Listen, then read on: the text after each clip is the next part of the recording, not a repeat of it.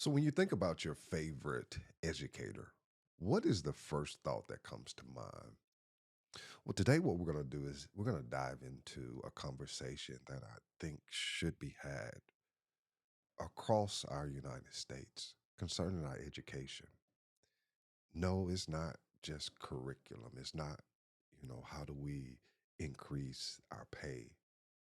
It's our impact and how we approach that curriculum, how we approach our job and our career does matter.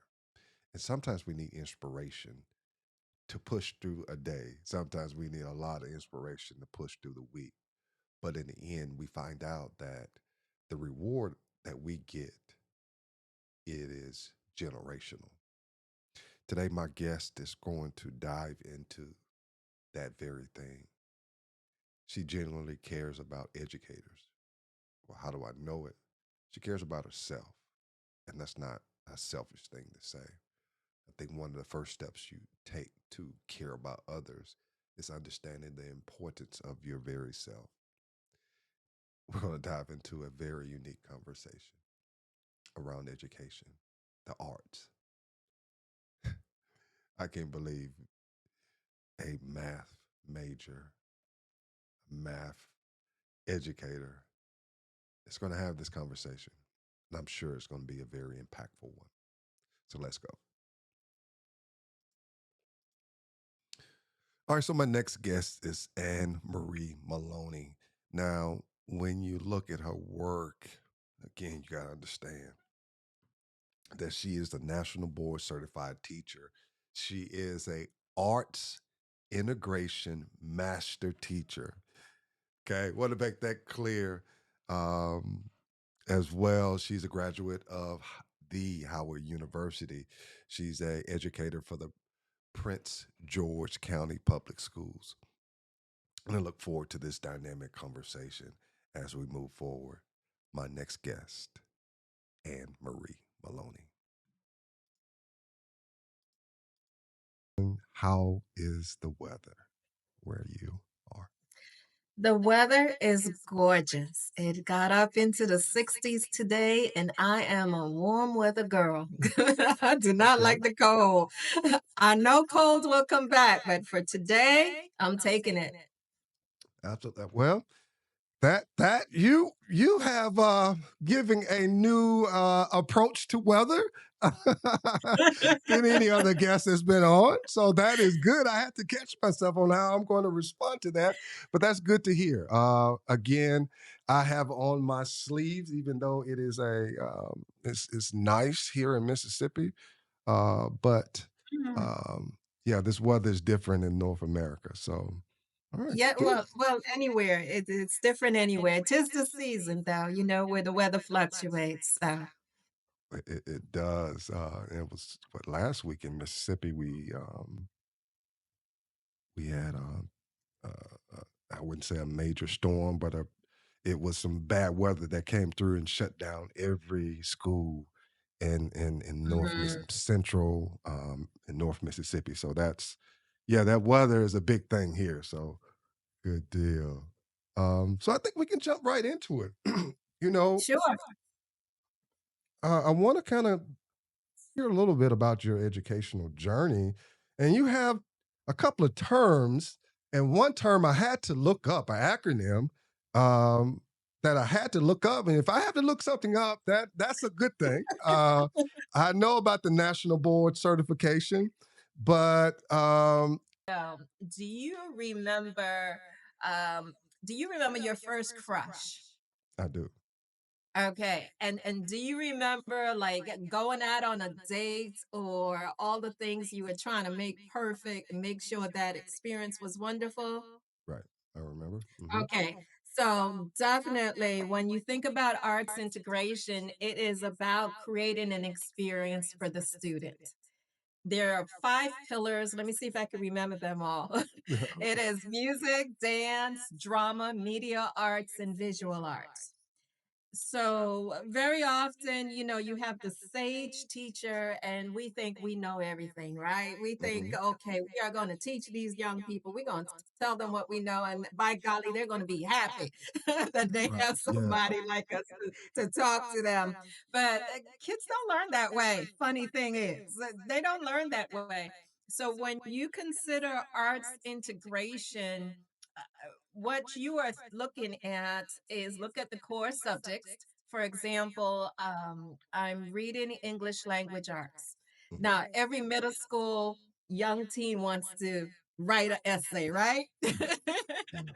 That's true. So I'm saying that sarcastically, Right. I or know read a that's book. from a math teacher. I know that you're saying this. Yes, the reluctance, the resistance, the pretending, the opening the book, and the Right. fake reading. It's just like, I need for you to read, and then they come in and they say, "Well, I am reading." I said, "No, you have a book open, but you're not reading, right?" Right. Right. Yeah.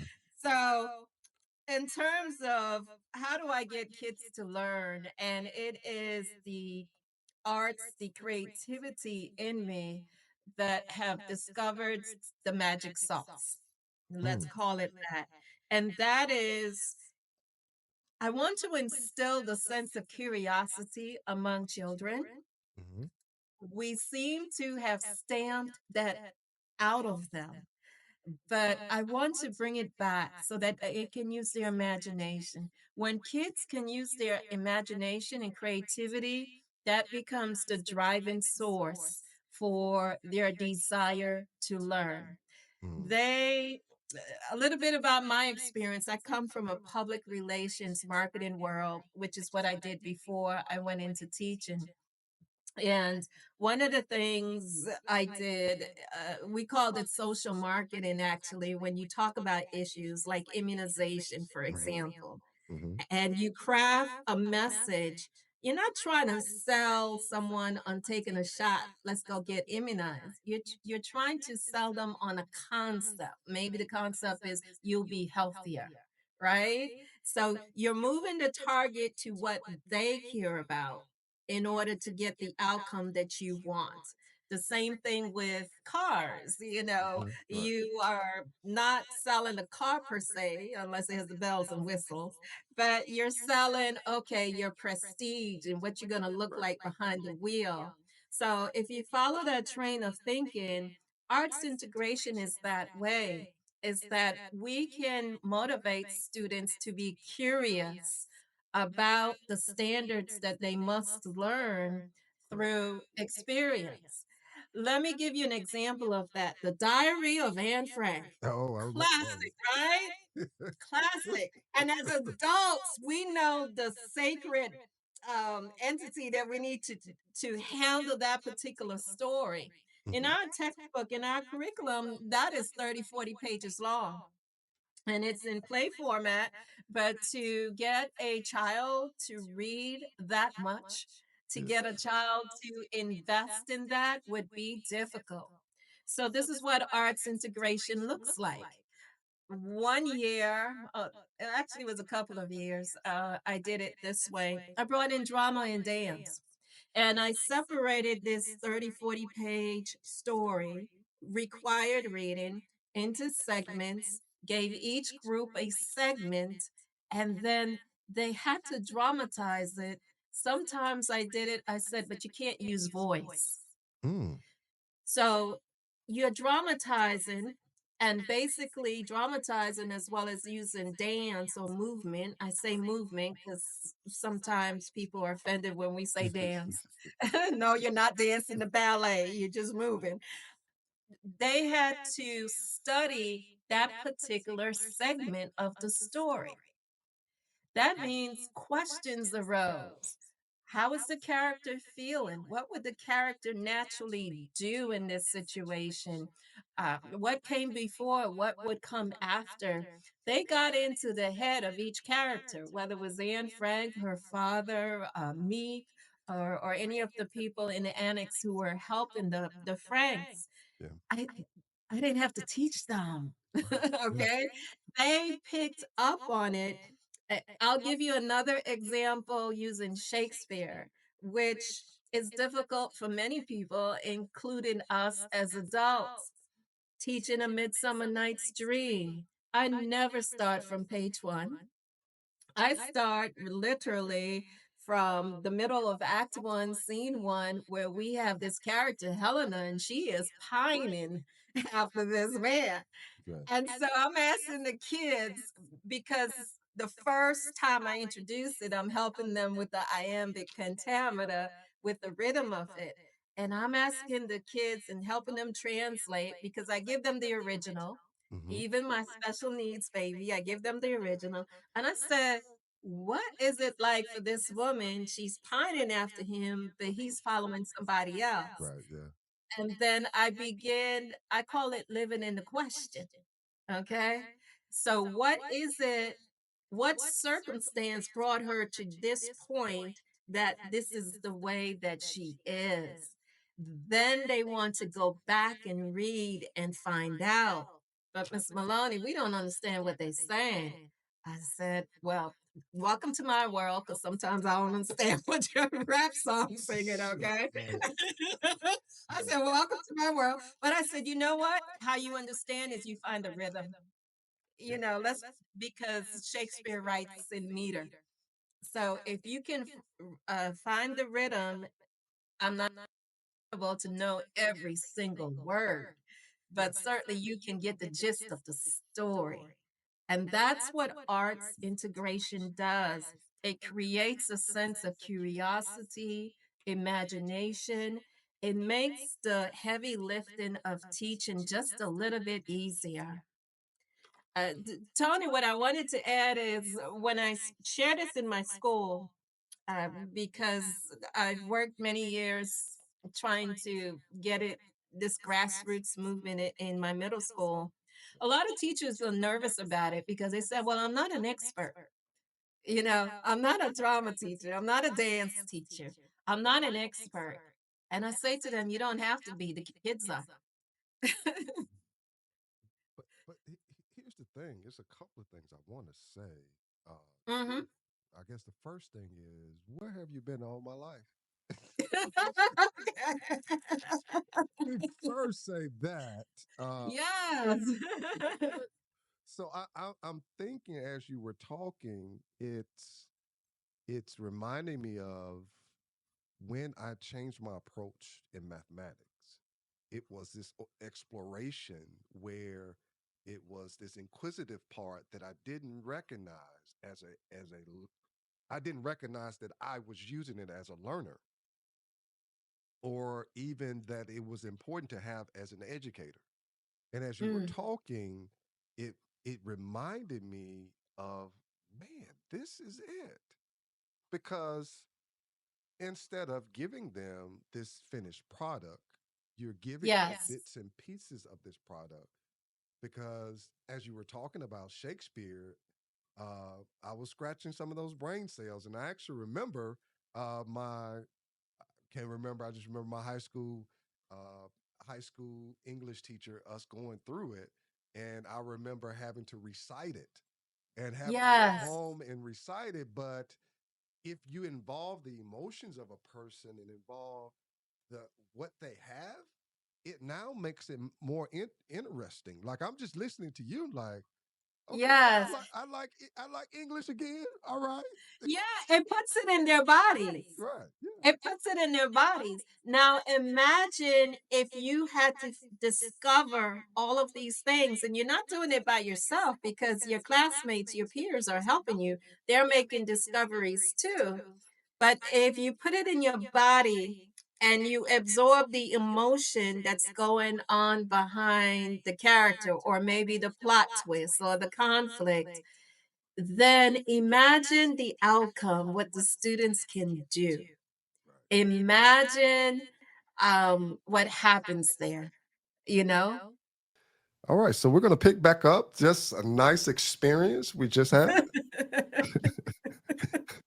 Absolutely. Did not plan, but definitely want to definitely express my like for English literature, based on what you told me, and then I saw the connection of just how we look at it in terms of exploration for math. It's almost as if it's the same thing for literature as well. So if we can Oh continue my. with that Arts conversation. integration can go across content because if you look at the four content areas, English, math, science, social studies. So when you're looking at math and you're talking about fractions, and you can choreograph a dance in terms of meter. So if you ask the student or a group of students in terms of life application, they're into all these TikTok dances. Right. Give me a 16 count measure and help them learn fractions in terms of half time, double time, so on and so forth. What do you need to complete the beat? Do you stretch one note longer or do you shorten it? And that's where music overlaps into math. Science, you can look at the evolution of the cell. That's where Mm, your drama comes in. yeah. And I have a science teacher at my school. What he does with it is he actually, we've known about this one for a long time in terms of asking the kids to create a rap. Hmm. And so they do that, and it employs their creativity. It gives them an experience, and that is what they're going to remember. Right. And that's what I remember concerning the Shakespeare is that I remember E tu Brute. I think that's what it is. Yeah, E tu Brute, where and now make sure I'm right. That's what I don't know. I don't know all of them. where someone within the play, and it might have been a different one of Romeo and Juliet. I'm sorry. Okay. Okay, that's different. Romeo and Juliet. But I remember that part of it because I remember the whole idea of the betrayal. Yes. So it would have been great if I had this where you can look at how do I Yes. integrate movement and the arts instead of just reading a passage. Yes, and what I love about it, part of my training as well over the years came from the Folger Theater in Washington, D.C. I adopted their philosophy, and that is children can learn the original Shakespeare. We don't need the no fear Shakespeare, the that aspect of things, because one, it challenges them to think Hmm. and because it's nothing but inversing the subject and the object and reversing it to come up with a rhyme. If children learn that, imagine the sense of pride and Right, confidence that they have. Look, Ma, I can read Shakespeare. Look, Dad, I can do this. right, yeah. And I think that's the important part of this sense of that I can, um, because well on into college, like I didn't Yeah. like I didn't like literature. In fact, if I had time, I could just tell you horror stories that I had of that I wish, you talk about reading, you know, 40 pages in 2 nights, and it was just like, Yes. I'm It here was to play torture. football. I'm here to play football. It's like, I don't wanna read no passages. It was torture, especially when you didn't understand it. Beowulf, who? The Iliad, the Odyssey? Yeah, Okay, give me a break. But yeah, boy, you know what you do is you take like another activities, you would take like Eminem. I call this found poetry. It's a common technique in that I would shake it up in a paper, like I would write, like let's say I copied one of his sonnets, Shakespeare's sonnets, copy the lyrics from either Black Eyed Peas or even Eminem, mhm, in terms of You Better Lose Yourself, mhm, his hit single.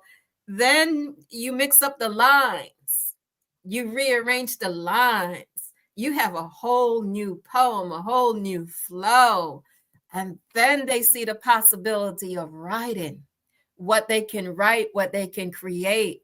And it's mixed match because you take a line from the sonnet, you take a line from the song, you mhm. change the order, you have it all mixed up, and somehow it still all makes sense.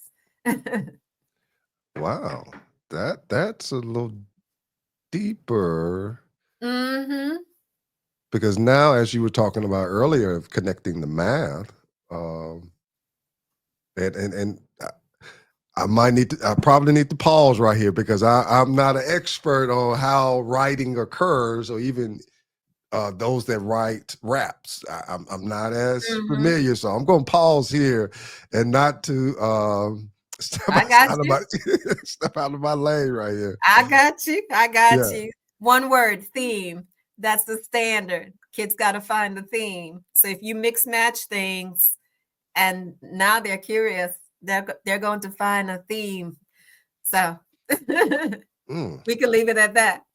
No, that's good. And you have began to talk about this, arts integration, as a big part of your expertise, and um, how would you just really, you've really defined it now. It's got me interested. I Yeah. might even read some of the books I have that I have here now. So how would you just define it? If you can just define it in one statement. In one statement, I'm going to borrow the statement of someone, and I want to look at my notes here so that I don't mess it up.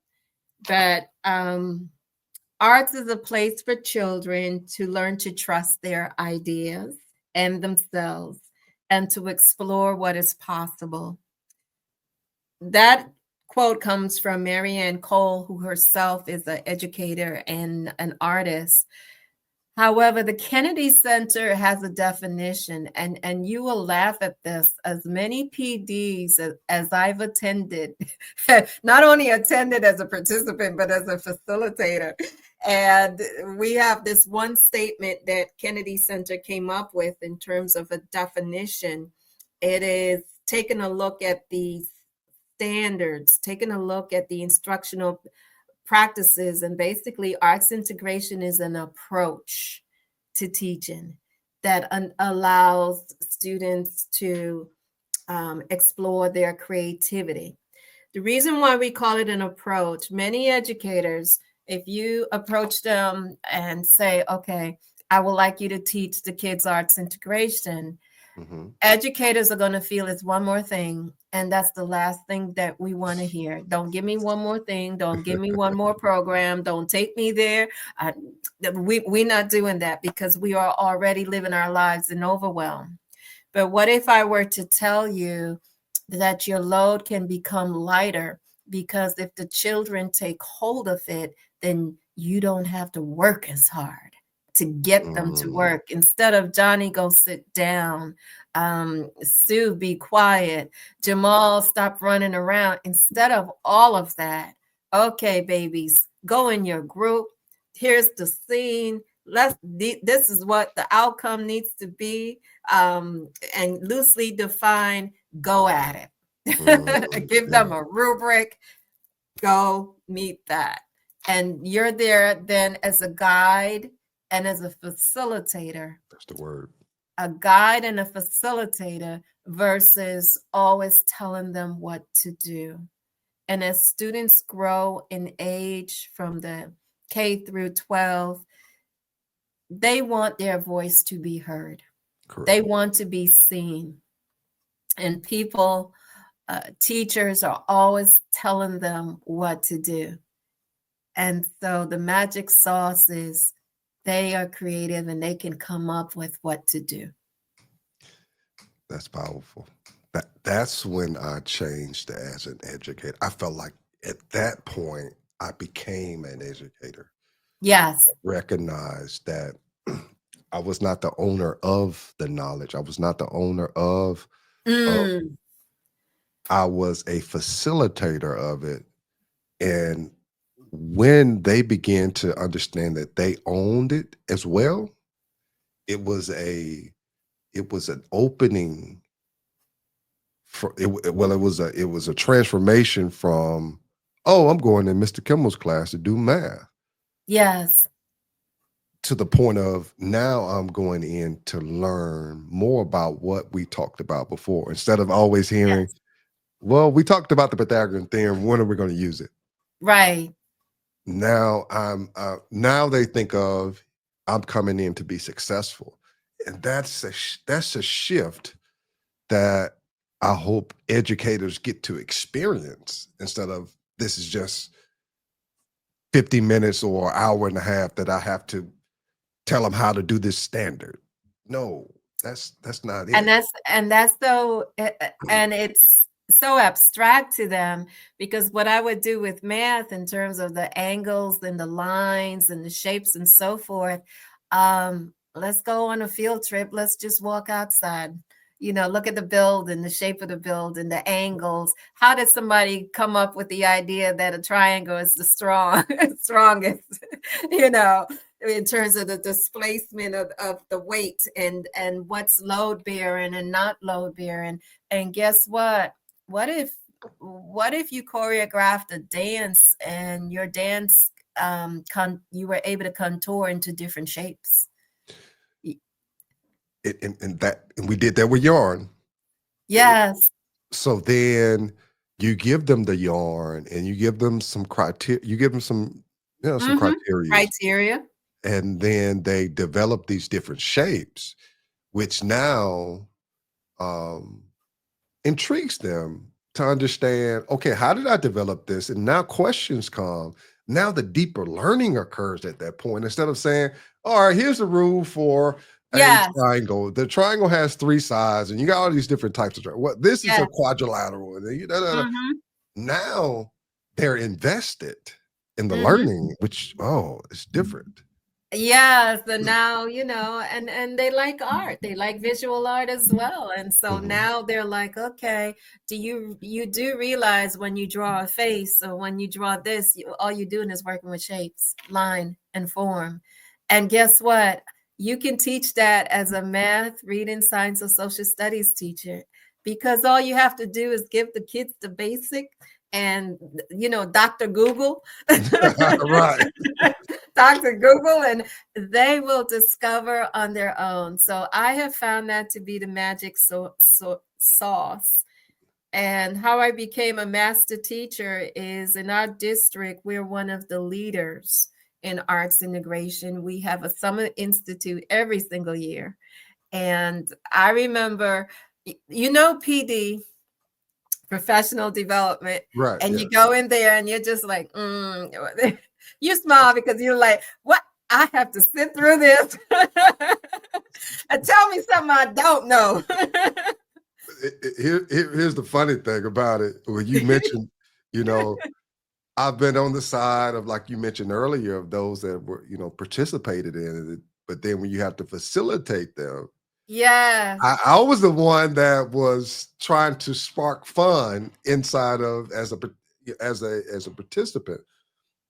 I would give the facilitator a hard time. And yes, then I transitioned on the other side, and it was just like, all right, I know what you're doing. You can't come and disrupt my PD to make it interesting. I learned exactly. that, yeah, that you have to make it interesting because people have this preconceived notion that you're coming in to do this and you have to think differently and approach it in a different aspect. Oh, Tony, we are making our list. We're thinking about what we're going to do after the PD is over and so on and so forth. The way I describe the arts integration PDs is that it's the best PD that you will ever love. It's a hard sell to get people to believe and to attend, but I have to tell you, having done this 10 of the last 10 years, so I've taught longer than that, but doing this Right. for the last 10 years, is that once you go to a PD on arts integration, you fall in love with it. Mm, You literally fall in love because suddenly you can see the possibilities and the multiplying effect of all the different places that it can go. And yeah. it opens up just a whole new layer of the universe for you, if you would. Oh, So I'm hoping that your audience who are listening will understand it and find out what this arts in integration is about. And in fact, there's a conference in Colorado, either June or July. Um, Focus 5 is the name of the organization. Focus 5, the number 5. Hmm. Because that stands for the five pillars: music, art, visual art, media arts, and so on and so forth, drama, dance. So Focus 5 in Colorado, and they had the first one last year, but they do arts integration and they will show you how, as well as there are all kinds of grants available. Well, at least until now. We don't know. We don't know what's happening in this country now, but I have brought teaching artists into my school. I'm definitely. I just looked. I went to Yes. Dr. Google and and kind of briefly looked over that. So that's good to hear because sometimes as a host, you go and do your homework and you feel like you did your homework, but I can say like I didn't do my homework because Oh, you you look did at your homework. you got different areas because you can go do the research and you're like, okay, they're going to say this, this, but what you've done is you've brought it alive for me, and that's what before we put in an adjective with educators, like that's what educators do. Instead of saying Yes, this is what a master educator or this is what a wonderful no, this is what educators do. They bring alive the topic and engage the listener to learn more about what you're having. absolutely. Yeah, yeah, That that is what we do. yeah, Absolutely. yeah. So I want to touch on a couple of more things and be mindful of your time. It's just, Mhm. when we look at the first year teachers' struggles, um, Yeah. Been there, done that, got the t-shirt. right. What are some of those struggles that you see, at this current time in education? One of the things that our younger generation, uh, uh, first of all, they can blow me out the water when it comes to technology Yeah. because it's like the air that they breathe. Yep. And zip, zap, zap, that they're done. Meanwhile, over here, Yeah. Ann-Marie is just like, what did you just do? They can blow me out of the water, but uh, from a young person, I would encourage them to listen and grow some patience. It's Mm, they're not too far removed, and this is not meant to insult them. They're not too far removed from, as a teenager and you think you know everything. right. When you come into a building, I encourage the younger generation, observe the culture, know who's in the building and know who you're working with. No, and that isn't always explicitly stated. Correct. That comes through the power of observation. Um, somebody might be the principal, but is it the principal really in charge? Ooh. Oh, that's a hot button. Um, no, every building has its cliques, Right. right? Understand which cliques you want to be a part of and which cliques you don't, because somebody can be in your face and they go behind you. So you don't want to learn those lessons the hard way. So I would say come in with a sense of humility and understand that the first couple of years, it is about learning the curriculum. And I think it's about you learn the rules so you know which rules to break. That's how I describe it. Because the first 2 years, when you don't have tenure, Yeah. when you're trying to establish yourself, you want to learn and absorb, and then you want to be able to discern what it is that you can use in your own particular practice that aligns with your values, that aligns with the way that you teach. So um, don't dust off the veterans, the old heads, the old guard, and dismiss them. I give you a pointed example A young person may come in and they might have all of the knowledge, but um, they struggle with classroom management, Mm, easily frustrated. It right, becomes a shouting match. right. We have all been there. Yeah, right, right, right. Yeah, We have all been there.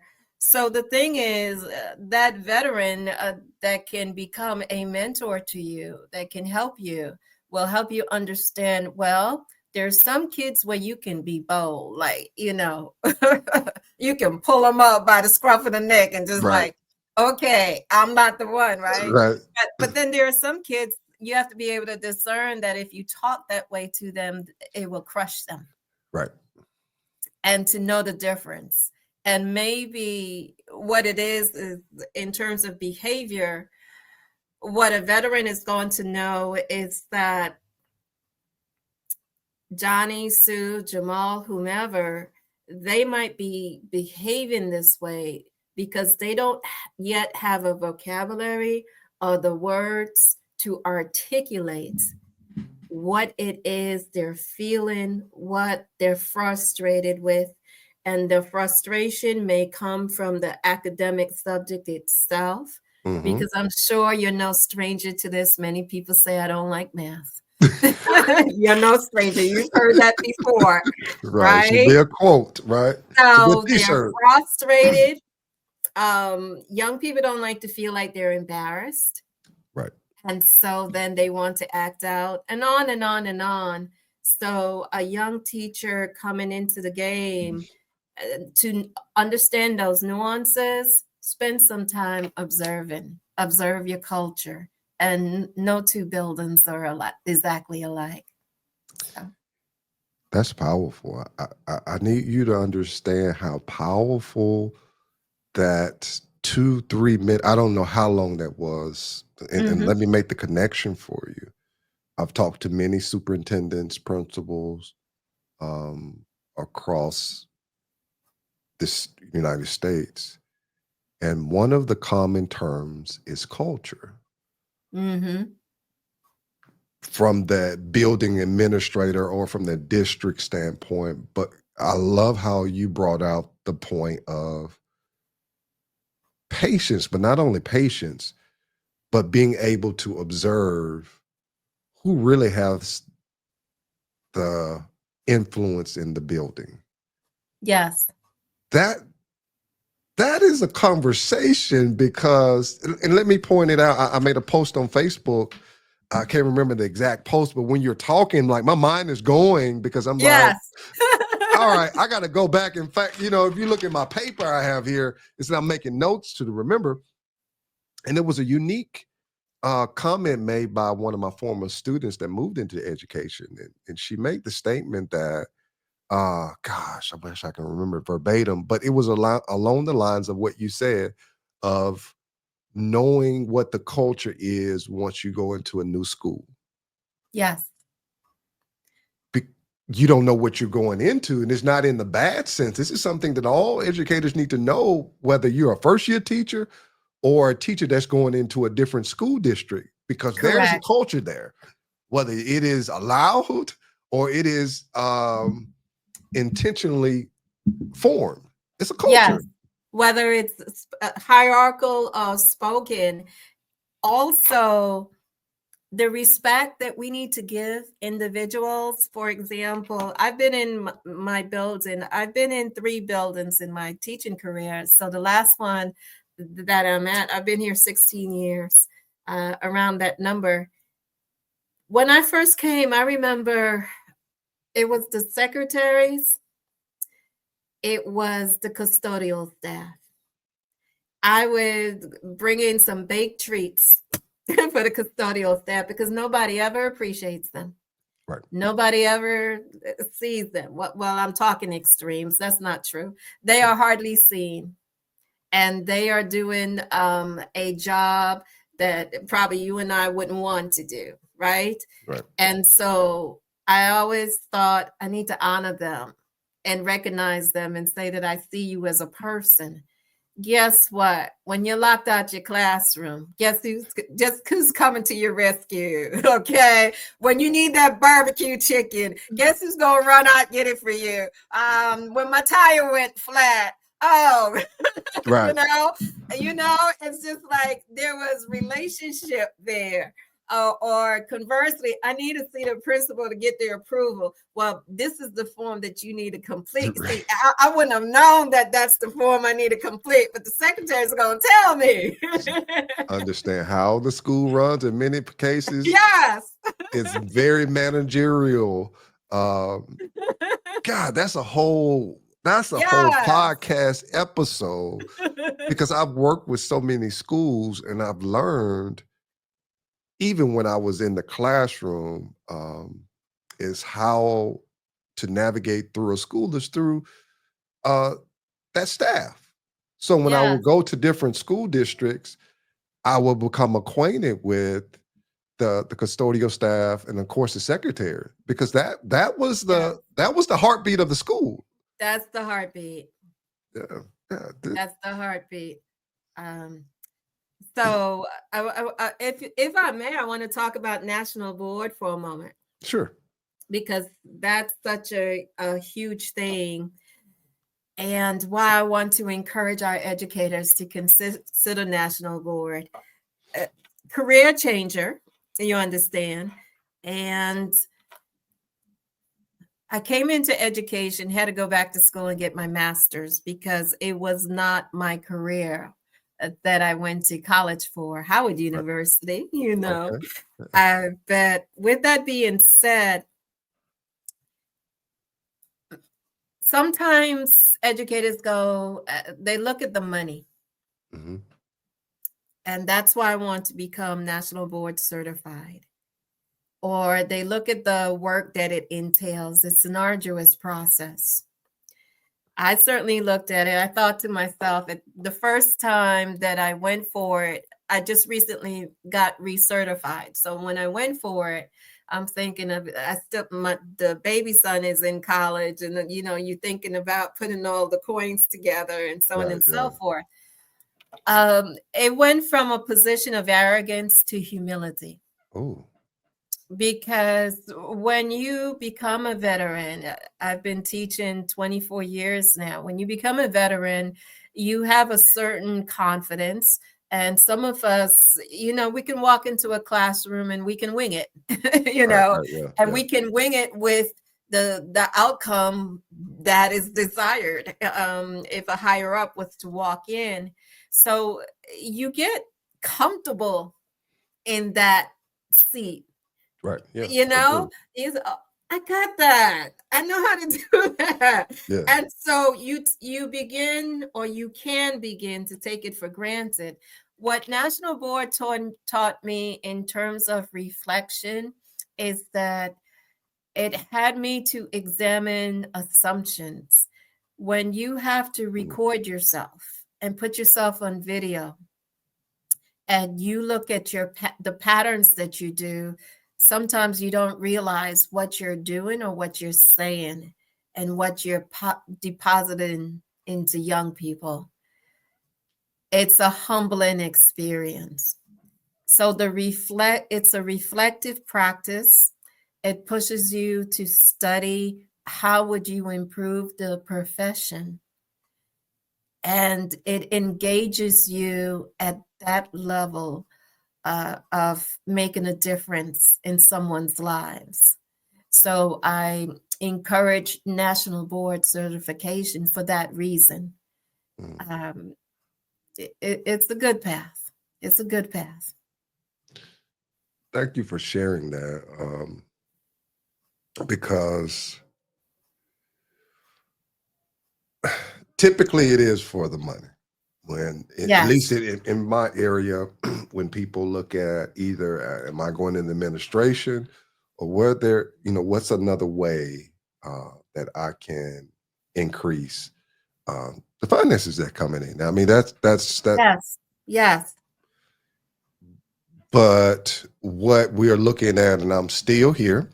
Okay. Uh, I am still here. Um, And what we find out is that these experience help. Yeah, the experience definitely helps. And it helps you to be a better teacher.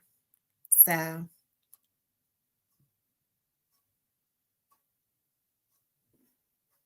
I love it. This is what we do when we do it messy. I'm like, this thing is never went off. And like mid conversation while I'm processing my thoughts, trying to put them in a logical form, the camera goes out in front of me, right? It hasn't Yes. gone out in a whole month. And So now now it's impromptu. So now you got to figure out, oh, okay, what am I going to do? I got another camera here and another camera here, and it's like I don't want to bring this angle in. So like here, and we're gonna keep it just like this. I have this camera here that gives me this angle, which Yes, I I didn't see want it. to. Yeah, so I it was see like it. I want to stay right here. So it was like, come on There's the now. mathematician. There's the mathematician in you. Get all the angles. That's how you use math. Oh That's how you man. use math when you have to produce a video and it's coming from all different perspectives. Yes. Oh wow. And all the consideration that you have to go through. But we are going to encourage the people out there to go ahead. It is the money, as you were saying. Definitely. And I'm grateful for the money. Right. The byproduct of the money is also the opportunity to reflect and reflect with some sense of humility. Yeah. So you get a 2-for-1 special.